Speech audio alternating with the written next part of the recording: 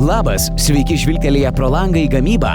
Žvelgiate į vieną moderniausių baldų gamyklų Lietuvoje – Klaipėdos baldus.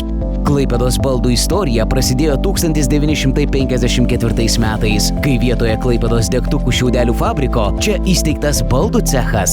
Kadaise, pradėję nuo degtukų, šiandien Klaipėdos baldų komanda per savaitę gali pagaminti 50 000 vienetų modernių ir visų pamiltų baldų.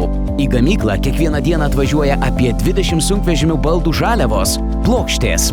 Šios plokštės keliauja į pilnai automatizuotas linijas, kuriuose jos yra apdirbamos. Pradžiai įvertinami plokštės matmenys ir uždedama briauna. Tuomet joje išgręžiamos skylės ir surinkimo frezavimai. Vėliau plokštė yra apdailinama. Galiausiai visos skirtingos vieno baldo dalys keliauja į pakavimo linijas, kur mūsų komanda sukomplektuoja galutinį produktą. Visame gamybos procese dirba 38 robotai ir per 500 žmonių. Ir žmonių bei robotų bendradarbiavimo produktas galiausiai iškeliauja į daugiau nei 30 pasaulio šalių, kur mūsų gaminamos komodos tampa neatsiejama kasdienio žmonių gyvenimo dalimi.